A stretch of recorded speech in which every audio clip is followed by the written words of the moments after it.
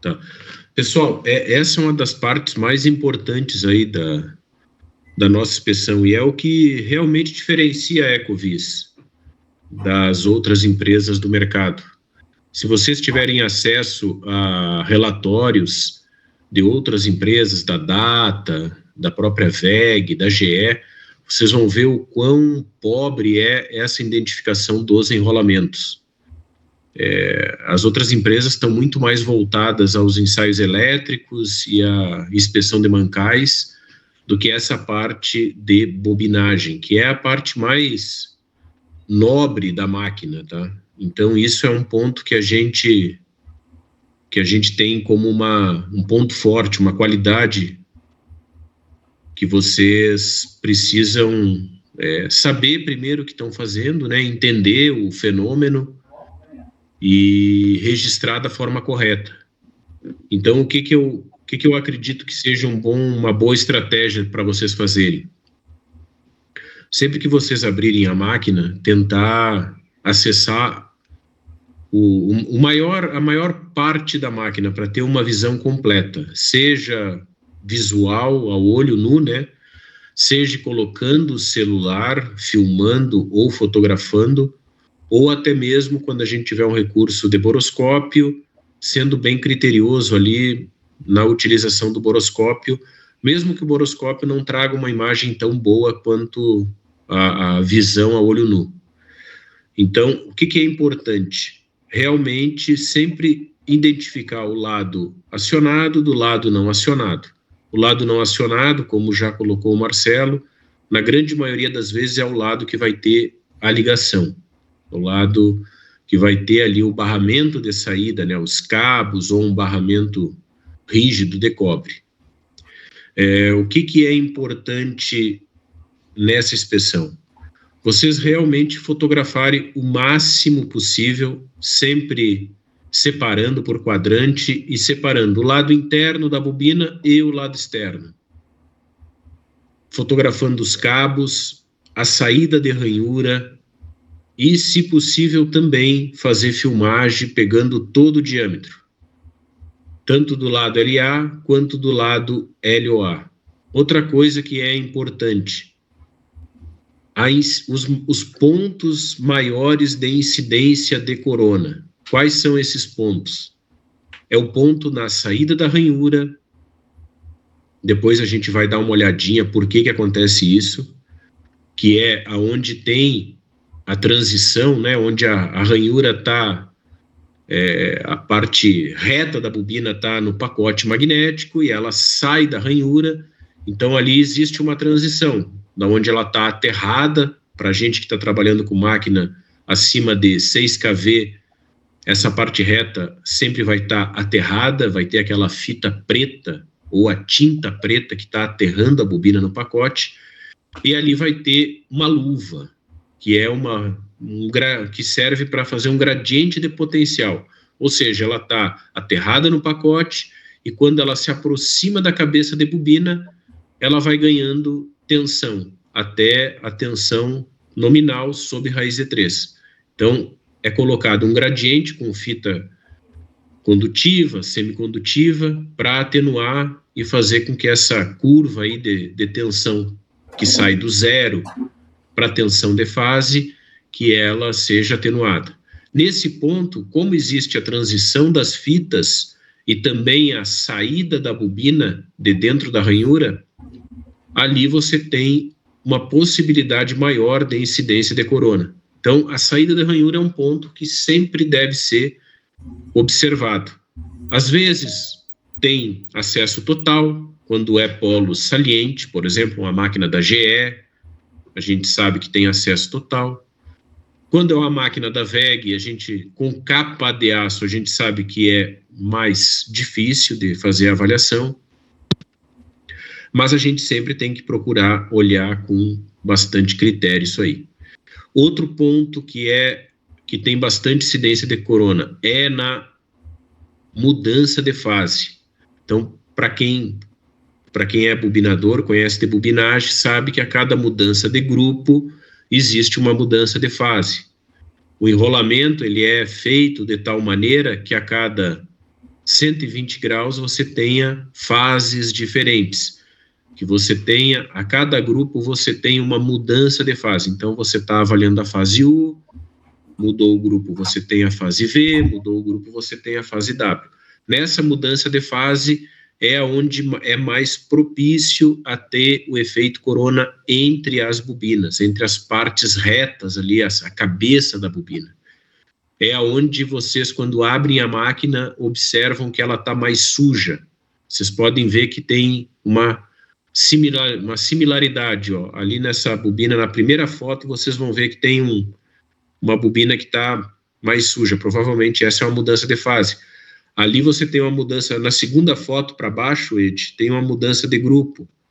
Então, aquela bobina que está ali, ó, você tem um grupo, aquela outra que está para baixo, aquela bobina tem uma mudança no grupo.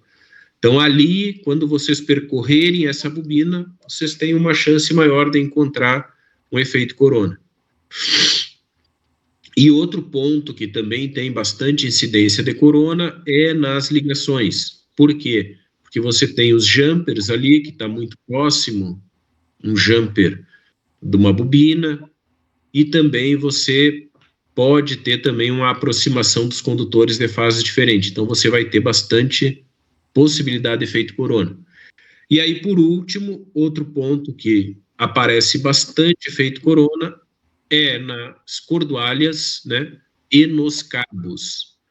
Alguns fabricantes acabam passando os cabos, todos eles juntos, mesmo os de fase diferente. Então, eles passam trifólio, esses cabos. E aí você acaba tendo uma incidência de corona. Então, é importante avaliar essa questão dos cabos também. Os cabos, quando eles estão muito contaminados, eles também são pontos de incidência de descargas parciais. Então, no ensaio de descarga parcial, ele acaba contribuindo para um aumento da descarga de superfície.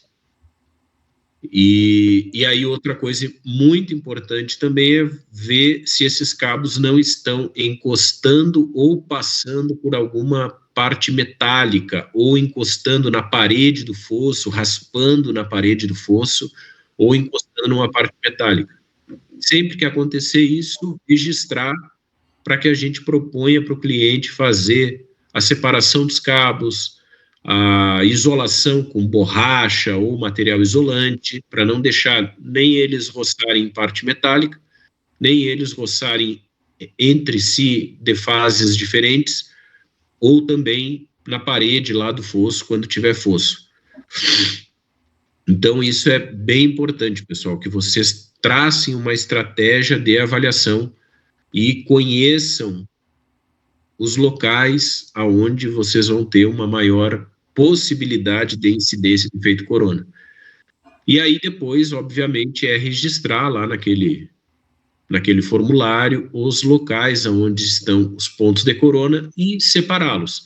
Ah, eu encontrei aqui 5 pontos na saída de ranhura, na luva anticorona, mais 3 pontos entre bobinas, mais 2 pontos no cabo. Ah, nesse caso eu também encontrei que o cabo ele está passando e está encostando, forçando numa parte metálica. Então, toda essa avaliação é bastante importante quando a gente faz uma avaliação no estator. Existem outros pontos, por exemplo, o PT100, os PT100s que estão saindo ali, estão encostando, às vezes geram também uma descarga. E aí a própria resistência de aquecimento, às vezes o cliente ou a própria fabricante coloca passando em cima da bobina, então quando ela é ligada, né, quando a máquina está desligada, ela tem uma temperatura alta, acaba queimando a bobina, não pode estar ali, a resistência de aquecimento não pode estar encostando no condutor, né, no enrolamento, ela tem que estar na chapa ou no piso da máquina.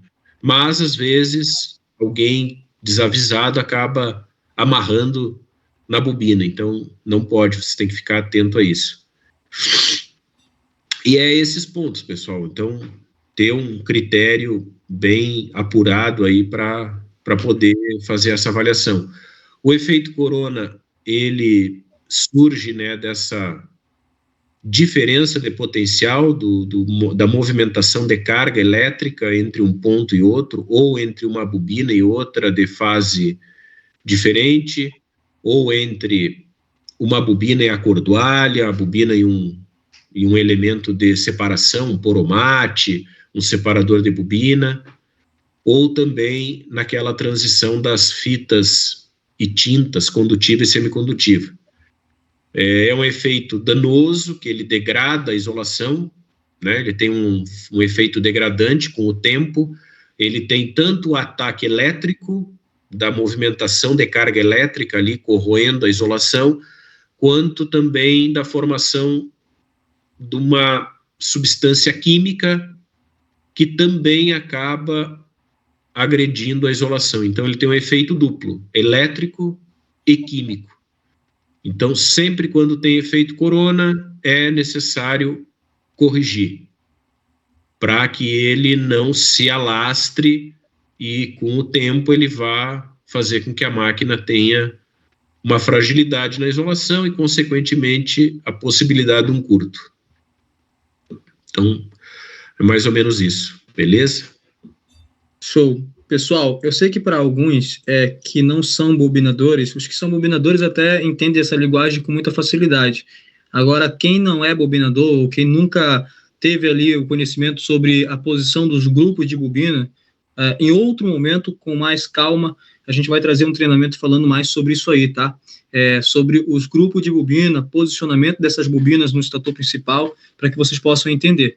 Agora, sobre o quadrante, vocês têm que entender isso com facilidade. O que é o quadrante, pessoal? É vocês olhar para a máquina de frente e imaginar ela aqui dividida em 4 partes. Imagina ela cortada aqui ao meio e depois na horizontal. Então, essa primeira parte aqui é o quadrante 1, depois o quadrante 2, depois o quadrante 3, depois o quadrante 4. Então, vocês entenderam o que são esses quadrantes que o Bruno falou, é para vocês inspecionar de forma separada. Então, vocês vão inspecionar todo o quadrante 1, terminou, salvou, beleza, vai lá, só para o quadrante 2 e assim sucessivamente, para que vocês tenham essa organização, essa ordem na hora de realizar essa inspeção. Fechou? Acho que é isso aí. Pessoal, mas uma coisa que é importante, por exemplo, vamos pensar assim, uma pessoa que não saiba muito bem o que é um grupo de bobina, aí forma a dupla com o Ronaldo, com o Dário, isso, num determinado dia. Dário, Ronaldo, você pode me explicar aqui o que é uma mudança de grupo? O colega não vai se negar a explicar. É importante porque aí vocês começam a abrir a mente, entendeu? Que ali, naquela posição, é um ponto mais susceptível a ter um efeito corona, porque você está numa mudança de fase. Uma mudança de fase significa que muitas vezes você vai ter uma tensão na fase U, diferente da fase V, e isso propicia a movimentação de carga. Que a carga ela sempre vai do maior para o menor potencial. Então, fase U, o cara está lá com 13,8 e a fase V está com 14,2. Então, vai ter ali a possibilidade de uma movimentação de carga da fase V para a fase U. Isso vai acabar abrindo a possibilidade de efeito corona. Se a máquina estiver suja, maior a possibilidade de ter efeito corona. Se a máquina estiver suja e úmida, maior a possibilidade, porque ele facilita o tráfego desses elétrons aí. Beleza? Então, é importante isso, porque a gente tem uma equipe bem eclética, né? Então, tem gente que tem um conhecimento vasto em uma área, outros têm vasto em outra área. Então, quando vocês estiverem junto aí, eu acho que é importante vocês irem se ajudando. A mesma coisa aqueles que sempre trabalharam com bobinagem, com elétrica, tá em dupla com alguém que é mecânico, o que é um selo, qual é a função do selo, como é que eu avalio um metal patente, essa troca aí é bem importante, porque, como o Marcelo disse, a gente não sabe tudo, e é impossível saber tudo, porque é muito variado, entendeu? Então, cada fabricante tem a sua especificidade, para você ter um bom conhecimento, são muitos anos de prática e trabalho e estudo, então, mas assim, a gente tem uma equipe muito boa, então, vocês têm condições de, além dos treinamentos, além daquilo que vocês estão fazendo, trocar essas informações com os colegas, que com certeza vão ajudar, vão auxiliar. Beleza? É isso aí, pessoal. Contem um com o outro aí. Todo mundo está muito aberto a ajudar, tenho certeza disso. Então, vamos se ajudar e vamos ter essa iniciativa de perguntar, de querer entender, de querer compreender como é que as coisas funcionam para fazer mais sentido.